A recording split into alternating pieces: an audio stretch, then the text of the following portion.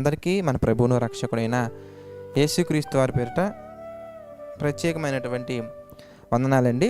మత్తయి సువార్త 6వ అధ్యాయంలో 33వ వచనం మనం చూద్దాం. మత్తయి సువార్త 6వ అధ్యాయం 33వ వచనం మనం ఒకసారి జాగ్రత్తగా గమనించినట్లయితే, ఇవన్నీ మీకు కావాలనని మీ పరలోకపు తండ్రికి తెలియను. అంటే మనకి ఏం కావాలి, మనకి ఎలాంటివి కావాలి, ఎలాంటి వాటిల్లో మనం ఉండాలి, ఎలాంటి వాటిలో మనం నడుచుకోవాలి, ఎలాంటివి మన యొక్క జీవితానికి, మన యొక్క ఆత్మీయ స్థితికి, మన కుటుంబానికి, మనం ఉన్నటువంటి పరిస్థితులకి ఏవి అనుకూలమైనవి, మనకి ఏం కావాలని ప్రత్యేకంగా మనం ఆశపడాల్సిన అవసరం లేదులే. కానీ ప్రభు చిత్తం ఏదో తెలుసుకున్నట్లుగా అడగొచ్చు. అంటే కంటికి కనిపించే ప్రతి ఒక్కటి కూడా నాకు కావాలి, ఇది నాకు రావాలి, ఇది నాకు దొరకాలి అనే ఆలోచనతో కాకుండా, తండ్రి నీ చిత్తమైతే మాకు దయచేయి ప్రభువా, లేదంటే లేదు ప్రభువా అని ప్రార్థించటం మాత్రమే కాకుండా, my dear brothers and sisters, ఆ ప్రార్థనలో ప్రభు మనకు అందించే ప్రతి సమాధానానికి మనం సిద్ధపడి ఉండాలి. ఏదైనా ఒక విషయం గురించి దేవుణ్ణి మనం అడిగినప్పుడు, దేవుణ్ణి మనం ప్రార్థించినప్పుడు ఆయన మనకి అనుగ్రహించిన ఆనందించగలగాలి, ఆయన మనకు అనుగ్రహించకపోయినా ఆనందించగలగాలి.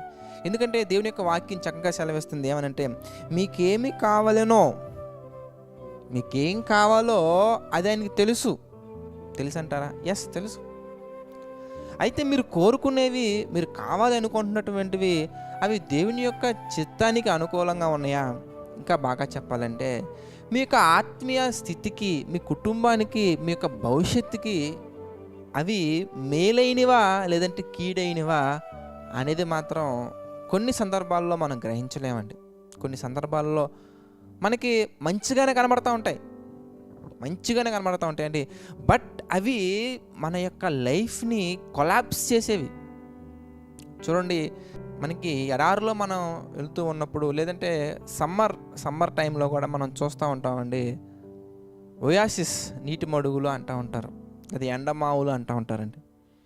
అవి దూరం నుంచి చూసినప్పుడు అందులో నీరు ఉంది అన్నట్టుగా మనకు కనబడుతుంటుంది. బట్ దగ్గరికి వెళ్తేనే కానీ మనకు తెలియదు అందులో నీరు ఉందా, లేదంటే అది భ్రమ కలిగించే ఒక ఎండమావే అని. అదేవిధంగా మన జీవితంలో నేను ఈ పని చేస్తే 200% సక్సెస్ అయిపోతాను, నేను ఈ పని చేస్తే 200% నేను కన్ఫామ్గా నా లైఫ్ సెటిల్ అయిపోద్ది, ఈ పని చేస్తే నా లైఫ్ వండర్ఫుల్గా మారిపోద్ది అనే ఆలోచన కలిగి మనం ఎల్లప్పుడూ వెళ్తూ ఉంటాం. కానీ అది నీకు కావలసిందా లేదా అనేది మనకు తెలియదండి.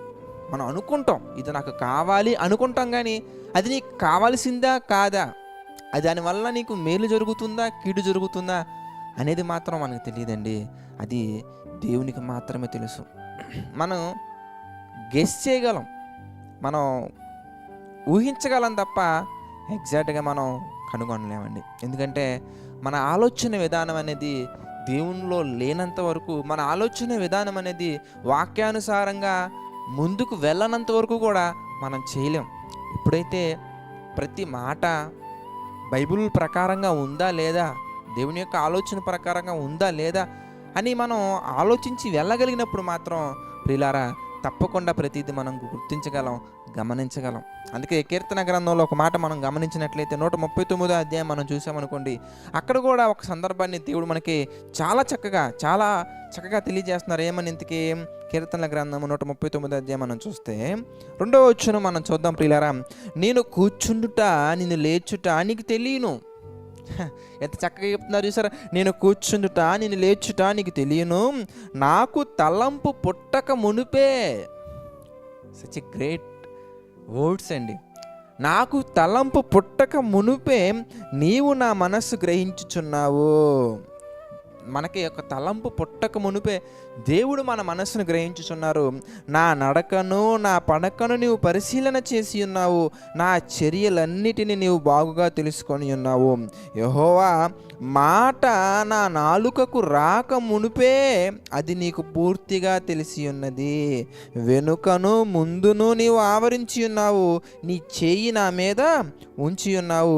ఇట్టి తెలివి నాకు మించినది అది అగోచరము, అది నాకు అందదు. దేవుని యొక్క కేరింగ్ కానీ, దేవుని యొక్క ప్రేమ కానీ, దేవుని యొక్క కృప కానీ, దేవుని యొక్క ఆలోచనలు కానీ మనకు అందవండి. మనకు అగోచరం అవి, మన తెలివికి అందవు అవన్నీ కూడా. ఎందుకంటే మన జీవితంలో ఒకటో రెండో మనం చేసినటువంటి పనులు మన ఫ్యామిలీ మెంబర్స్కి కానీ, మన ఫ్రెండ్స్కి కానీ, మన చుట్టుపక్కల వాళ్ళకి కానీ రే భలే చేశాడ్రా అనిపించవచ్చు.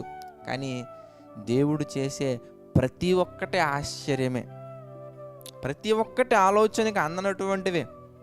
కంటికి కనిపించవు, చెవికి వినిపించవు, హృదయానికి గోచరము కావు. అంత అద్భుతమైనటువంటి ప్రణాళిక దేవునికి మనందరి పట్ల ఉంది. అలాంటప్పుడు మనం ప్రతి విషయాన్ని కూడా దేవునికి అప్పగించుకోగలగాలి.